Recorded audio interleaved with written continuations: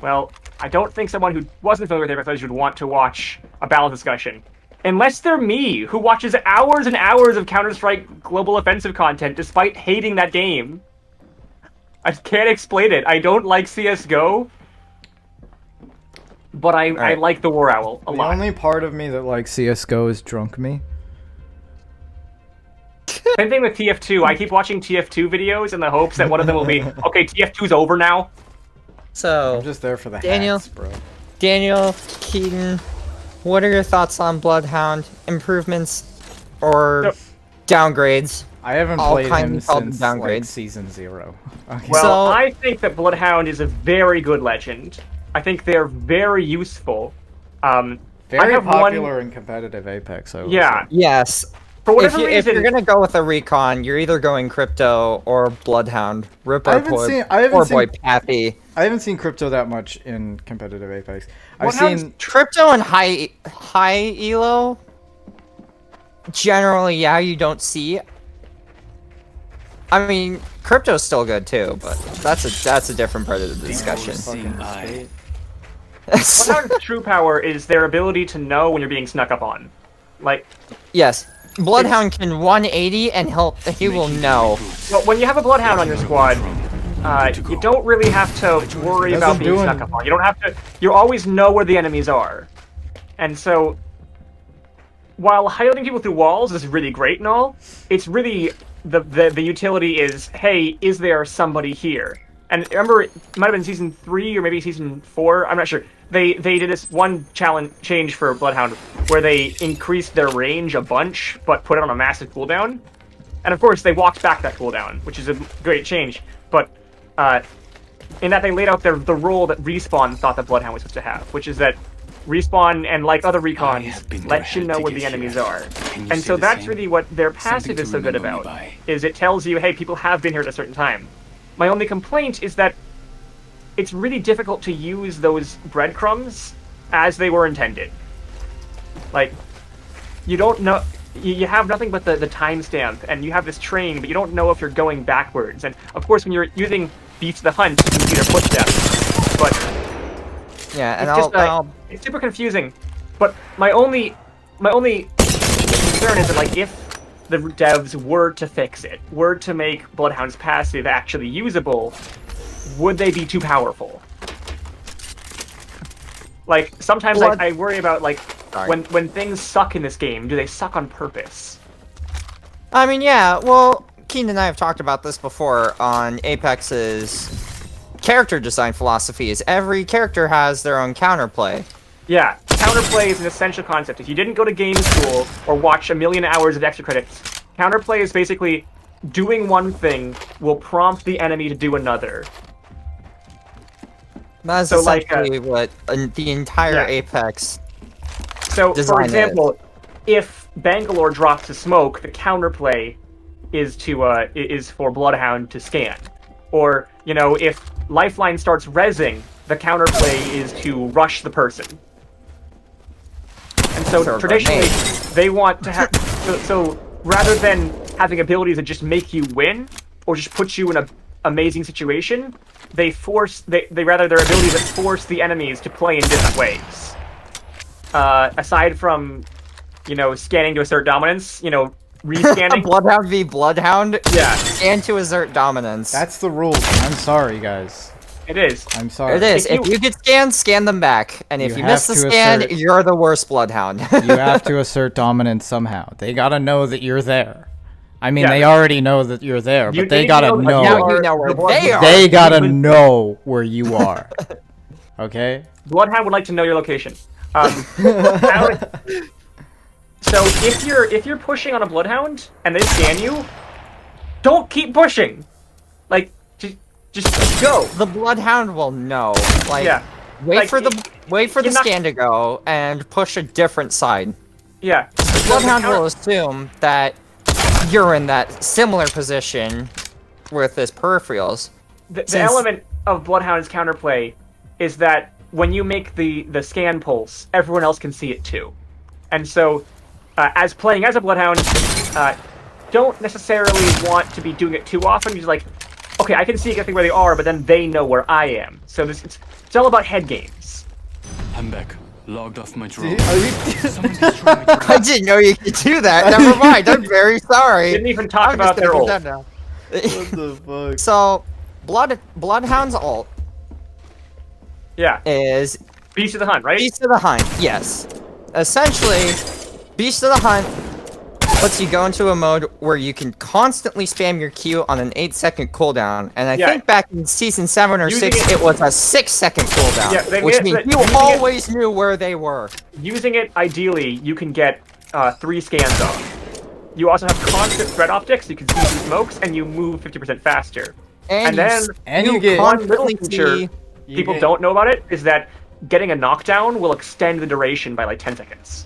Yeah. I don't know the exact number. Did you say faster heals? Because he gets slightly faster heals. I did not know about that. He does it's very everything slight. slightly And also, faster except guys, I am reload. holding back so hard not promoting policing you guys. You've gotten it wrong like 8 times. I hate my life, you know this, Yeah, right? so negative aspects of Bloodhound. Prompts annoying conversations between you and your friends when they misgender them. Yes. I was gonna say very much so. annoying aspects of Bloodhound. Pronouns. Yes. Yeah, so if I would, English. to make English it is easier, hard. devs, please fix. I would recommend, the only buff Bloodhound needs is like a big they-them sticker, or maybe like a trans flag skin, so they could really hammer it home, so that people stop getting it wrong. People Hey! know. Trans and genderqueer people have separate flags. Oh, you know put what? those flags on then. That is actually excellent point. Daniel, whichever You can pop deduct use, 2 edit ally that points in. for me. I failed you. Yeah, no changes on my end. Maybe the scan If I would, the scan's could fine. be changed. The passive's annoying to use, Here comes and it doesn't Gibraltar. really feel like it's facilitating a good skill cap. But I also feel like if it was better, we'd be saying nerf Bloodhound. Yes. I think So, I think he's in a good place. I think he's in a good Yes. place right now. Moving on, the next legend on This the video list is officially gonna end our friendship. is Gibby! Gibby! Gibby! The thicketh. I'm Gibby. sorry, I had to do it once. Gibby Alter. Gibby Alter! Hit. Could use some help. Yeah. And we all love him for his finish. Finish me. Ah, tradition at its finest. Now, Gibraltar is in a very strong place right now, and from what Keaton has told me, he's always been strong. I That's actually mean, not true. Back in my day of Season 0, the running meme was, wow, Gibraltar is unusable. yeah. So what? There's 2 things that I've seen that makes Gibraltar so powerful, and the first one is his passive, which is indeed the gun shield. I believe the Makes him gun shield. an incredible sniper. Yes, He is long range one of or the best close sniper range, class. he will tank. I Really main- good. I mained Gibraltar for a while. He's genuinely very fun to play. He's literally offensive Lifeline. Here's my take on Gibraltar, though. While he does have that gun shield that makes him win, straight up health trades, makes him pretty good for sniper wars, it does give you away, and it also forces you to aim down sights to activate it, and keep aim down sights for a long time. And a key element of Apex's gunplay is how you don't really need to do that, where hip firing gives you mobility and bouncing around. So while you may decide, you may have this extra health, you trade off for it with a total lack of mobility and visibility. Yeah, And so, unless if you you want to decide beat a to start. Gibraltar, don't health trade him. Don't just sit there and shoot him. Bounce around, play corners. Force him Gibraltar's off the only arm shield, overpowered if you just run and WM1 him. which doesn't quite work unless you have the Devo or a Mastiff, which we'll talk about in a different video. Another thing, and I'll kind of like spoil this for you guys. I was gonna save it till later, but now I'm like, screw it. Is they plan on Respawn has mentioned on nerfing the passive that was supposed to hit this season, where the gun shield actually was supposed to bleed through. Yeah, that is a And add Evo damage if you damage the gun shield. Thoughts? So, yeah, it is a little annoying when you are using the Sentinel and you land a dope shot on Gibraltar and it just goes "Paching," and all you do is break their shield, like break his shield. It's like it's not that it feels bad, and I understand the rationale behind it, but I hope that change doesn't go through because it's a very important part of his kit, and I'm sure if they put it through, they're going to revert it. Like what makes Gibraltar so powerful in pro plays is not the extra health, it's the utility of his bubble. Yeah, so that's his tactical. It's really his tactical, his dome is so important in pro play because you can't really, you get shot a lot and it's indestructible. Nothing aside from a crypto ult, nothing's taking it down, and so you can use it to like tease in and out to really cheese people. You can use it to secure reses and looting and stuff. It gives you one less thing to worry about. My favorite use of it is trapping people inside. Oh, that's wonderful. Sectioning off a place and saying, you're staying there. Or you're coming in and dying for it. When Gibraltar was added in Season 0, they very specifically made his the cooldown of his bubble match the duration of his bubble match the duration of his airstrike, so that calling in the airstrike and then dropping the bubble would keep you safe. That was an intended strategy they put in, but after a bunch of nerfs to him, now it's a little bit shorter, so you can't entirely get away with that. So Gibby's ult, the airstrike. What are your One of thoughts two on airstrikes it? in the game.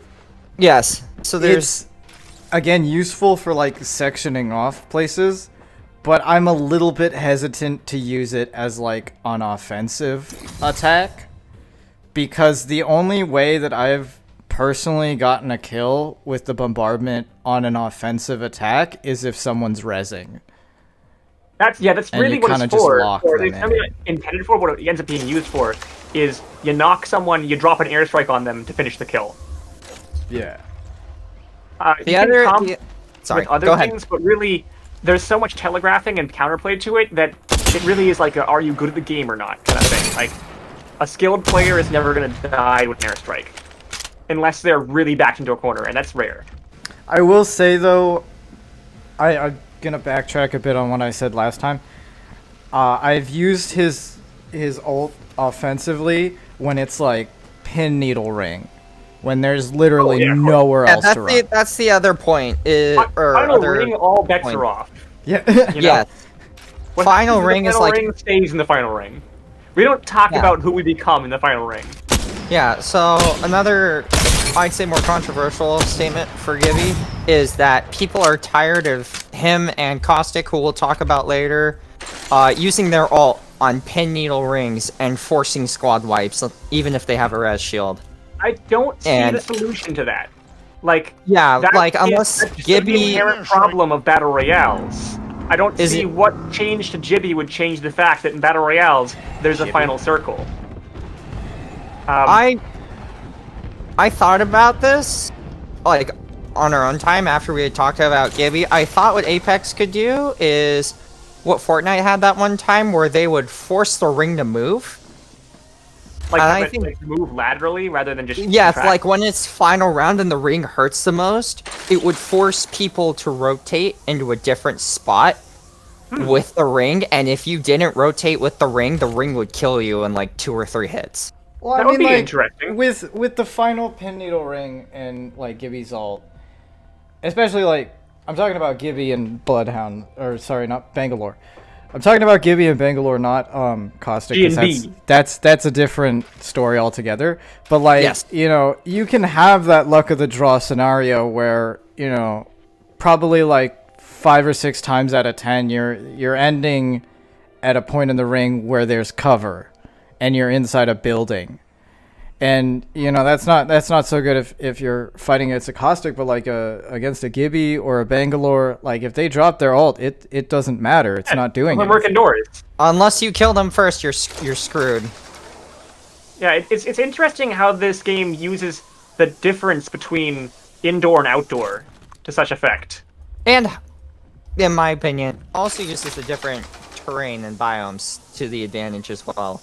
Like, so I think if you want to fix the issue of Gibraltar, like, using his airstrike in the final ring, you'd have to like have an arm assist where if you don't use your abilities in the final like that were like or something like they were the final ring disables all ults. And I'm not sure if that would be healthy for the game. It might encourage people to use them sooner. That's all I can think of.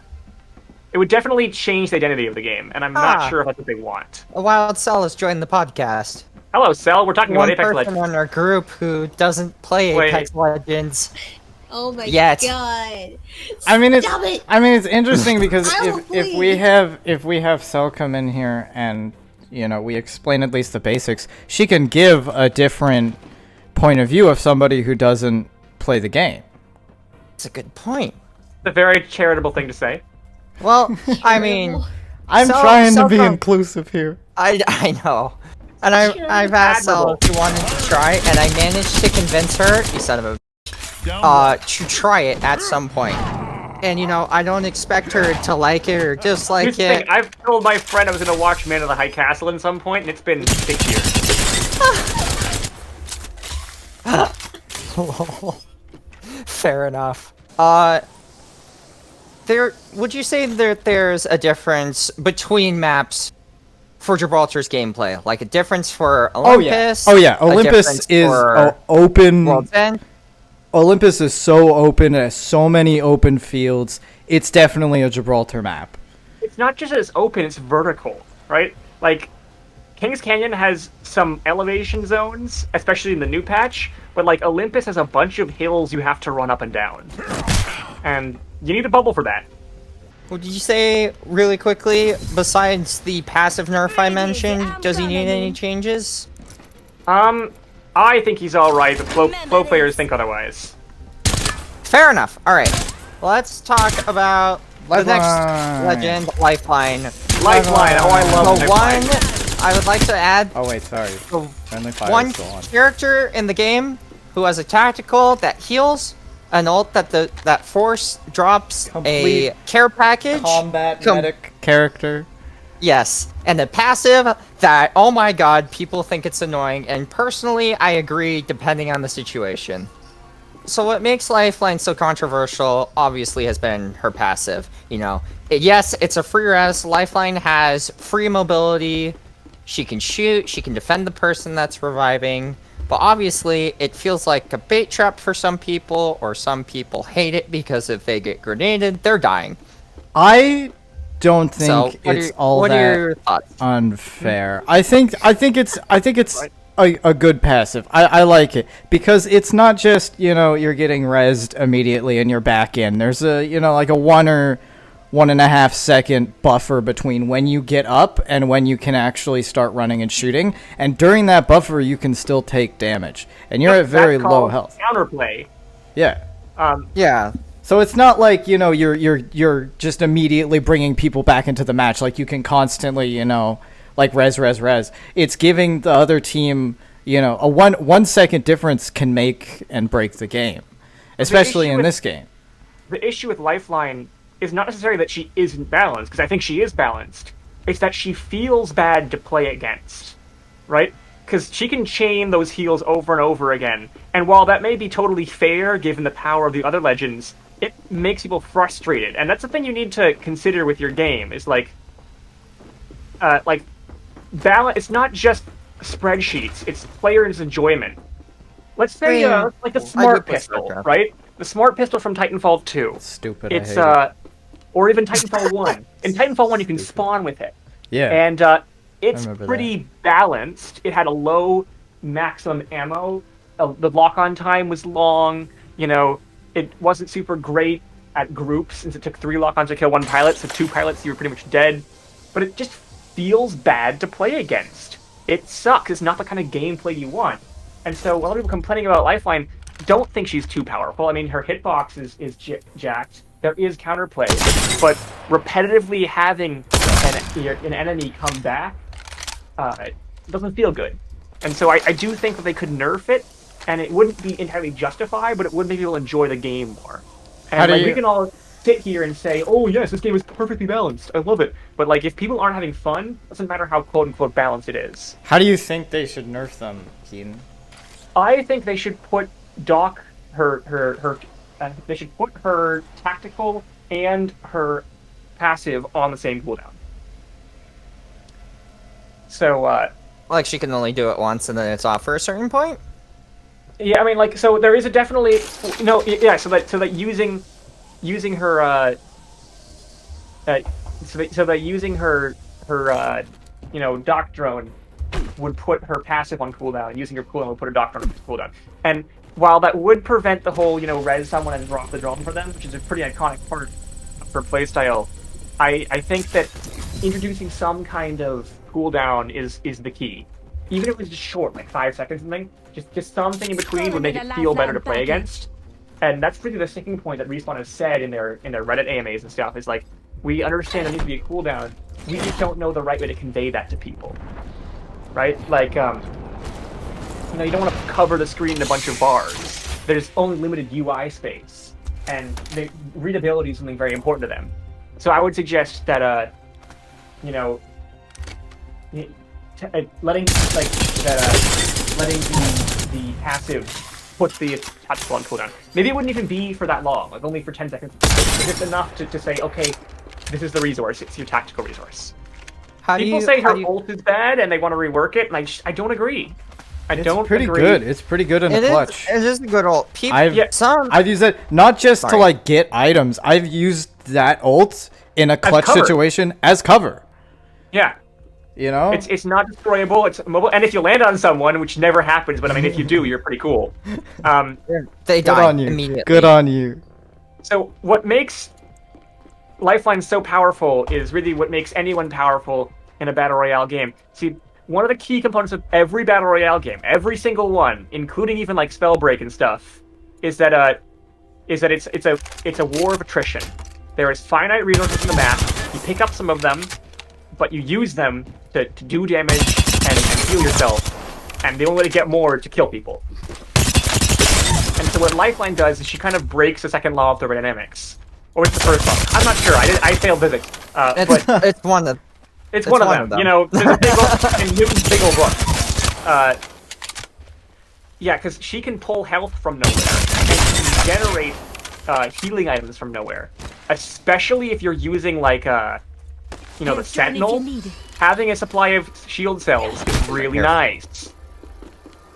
Yeah, you're welcome. Really, really nice. Daniel's Not to mention the ability to spawn in, like, threat scopes and purple armor. Like, the one problem I have with her is how inconsistent her drop pod is. Sometimes you're gonna get a purple shield, sometimes you're gonna get, a knockdown shield that's blue. It's not super great. Just getting my shields and in that regard. So I think, and they did help with saying consistently, she always has syringes and shield cells in every pod. But I would make it go even further where, like, she has... Damn it! Where, how with before this latest season, there was like a Schrodinger's care package where the contents didn't get generated until you opened it. I would have it so that with her care package, whoever opens it, there's one door that always gives you your shield cells and your health, and then whoever opens it will get open the other compartments will get the attachments specifically for their gun. And I think that'll be really great, especially for guns like the Wingman or the Mozambique that require attachments to be really good. You might want to love using the P2020 or Mozambique, but the issue is without a hammer point, it's literally useless. So if Lifeline could consistently spawn the hammer point or whatever, spawn whatever attachment you needed for your gun, determined at the point of opening it, that would probably be the best result. I don't think they're going to do that. I would love it if they did, though. That's actually what they were talking about in their recent Reddit stream, is making sure that Lifeline guarantees upgrades is what they put in quotation marks, and I actually think that would be the way to do it, is to guarantee, tier 3 barrel stabilizers, or tier 3 stocks, or whatever the upgrade is that you need for your guns. Granted that Lifeline only has 3 slots in her care package that are all random. I They was do have the capability of okay. adding more slots. Yes. I was They don't have listening the capability to a have it. podcast. If you guys want Sorry. to check it out, I think the one that mentioned this was Dropping Spicy. It's just on podcast. But essentially, their idea was that, and it was more for just general care packages, not so much for Lifeline specific care package. But what they were okay. talking about was maybe there's like a one, just one per match. Only one person can get it. But essentially what you do is you go in and you choose your ideal loadout without Yes, any the Call of Duty gold. route. Yeah. And you I- get that. I Oh. don't like that. So If there's only one per match, it would. Here's your birthday I present. think it would have benefit and harm. The benefit being that yes, the reward is great because you get a full loadout with ammo and a gold gun of whatever drops this season. But the harm would be that it would cause a lot of central fighting in one spot. You could possibly have up to 10 squads Yeah. fighting in one place for the same you know, reward, maybe- and only well, one would come out. And it would Maybe cause it could just frustration. go like unmarked. Like it would just be one of the care packages. Like it wouldn't be specified which one it is. It was just one of the care packages. my disagreement is that the randomness is an integral part of Battle Royale.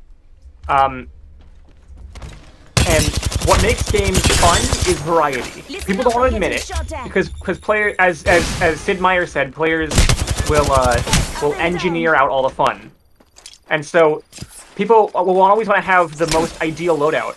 And what's going to happen is they're going to get their favorite loadout, and they're going to get bored of it. They're going to do so well, and they're never going to try any other guns, and it's going to get old after a while. And so one of the things about what makes battle royales hack your brain and be so compelling is that the human brain loves chance. We love randomness. I mean, gambling is literally, there's no freaking gameplay. It's literally just randomness, and boomers go crazy for it. And so, with battle saying royales, battle royales are just Gen Z Well, they're- gambling? some, I mean, with loot boxes, yeah. But they hack into that same part of your brain. They use randomness to keep it more engaging. I used to play this Minecraft server mod called King of the Golden Monocle, where you had random spawns. I love Fiesta mode in Halo. That randomness keeps you playing longer because you can play that's why like roguelikes are so popular. So it's like the roguelike shooter. A roguelike multiplayer shooter is the Battle Royale formula. And so if you could pick which gun you want, you'd get bored of it a lot longer. Like imagine, John, you play Hades, right? Imagine Hades, but it's the same map every time. You could find the one dungeon you liked, and you could always run the dungeon. I mean, Well, I mean, wouldn't like that. the thing about the drop sort of idea is that you don't have a 100% chance of getting it each time.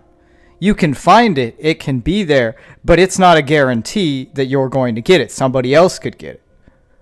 And it's also like, I think they were talking about adding, a section where you would, Taking fire. actually go in and like choose from, what you want in that package.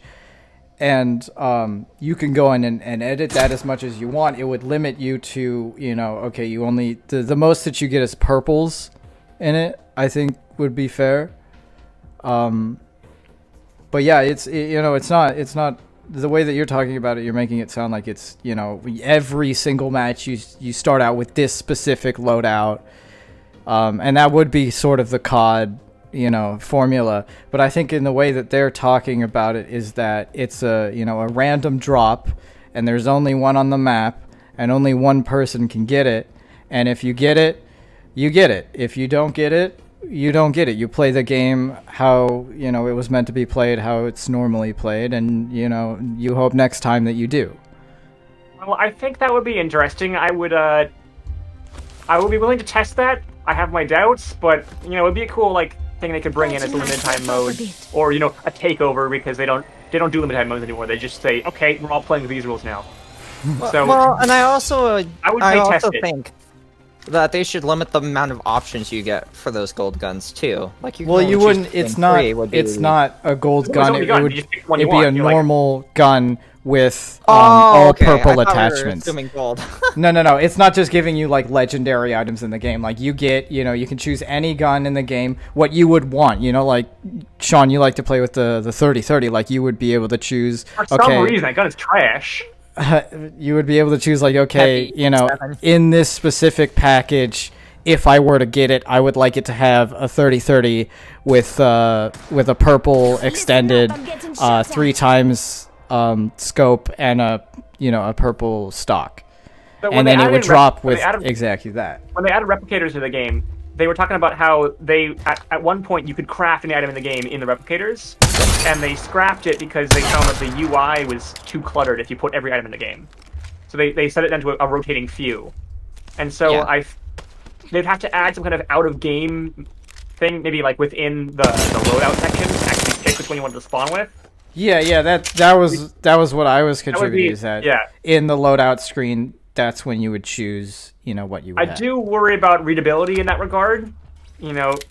People may not know to use it, and until it can create a knowledge gap. But I mean, I guess the game is full of knowledge gaps, so that's how it goes. And I'm not a computer science major or anything. I don't know how hard it would be to create these actual things. These guys in are this game. professionals. There's no difficulty in that regard. If something is It just technically takes time. impossible, I'll let you know. And putting a UI in a game is very possible. They already did it once, or maybe twice. I don't know. They did it with the replicators, but it was a I'm- very I'm- small UI. All I know is cars, and I'm kind of scared. All right, Cars? back to the Let's- task at what- hand. what's your Back thought to the on the task Trident? at hand. The Back to the Trident? task at hand. I'm fucking terrible at driving them. I know that. Too loud. It handles bad and it's so loud. I never use It is Guys, when it comes to cars in video games, the Trident wouldn't be my number one choice. I love the interactions. It does feel a little annoying how a lot of them are scripted. You can only put the bubble on one spot. You can put exactly 2 gas traps on it. You can put a Sheila trap on the back, or a Sheila turret in the back. All right. Yeah. It feels a little over-designed mechanical. Some of the things, like, there's mechanics that the designers think you're really going to want to use that no one uses. Like, they really want us to have multiple scopes in our inventory. They bring it up over and over again in the devlogs. This new inventory size will let you have maybe multiple scopes to swap out, and it's just a clunky process that no one does it. We pick the one that we're good with, and we don't use anything else. Although, like, that is the ultimate pro play, is to have like multiple scopes for your sniper if you can manage it.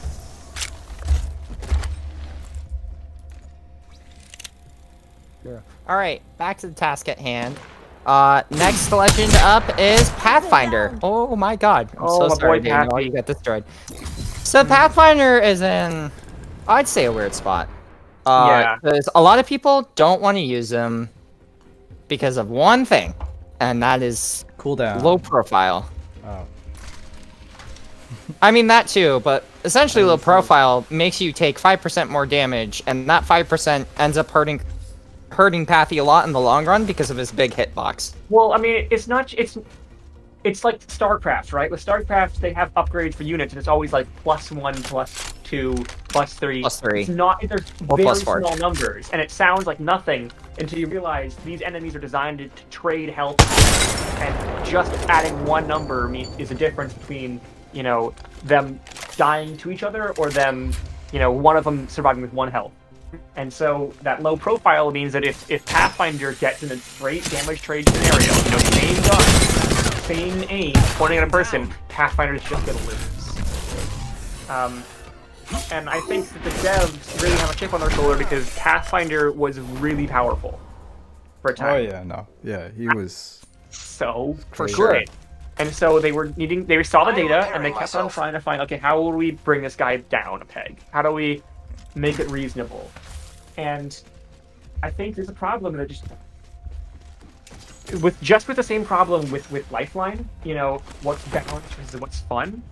What's balanced for Pathfinder makes him not fun to play. And I am taking fire. ultimately, they made the decision to nerf his grapple a bunch, and then they're eventually walking it back. because of legibility. They were saying it was confusing for new players. This Pathfinder's flying around all over the place, and these great grapple mechanics from Titanfall 2, and so it made them hard to track, hard for people to understand what the heck was going on. But I think that we have so many legends like Rampart who can beam you from across the map from a giant minigun, and whatever the heck Horizon is up to. Yeah.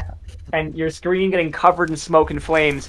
I'm not sure how much of an issue legibility is in that I am regard. down. I feel like in a game where it was like Sorry. the first 12 legends or whatever, that would be one thing. But with how nutso the game has gotten, Pathfinder's Here not I really come, stand out in back that from the regard. sky.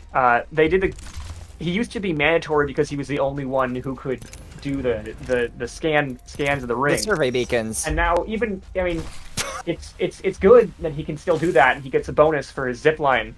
But I think he's just been hamstrung so far that even if he is good, he doesn't provide unique utility, and he's not very fun.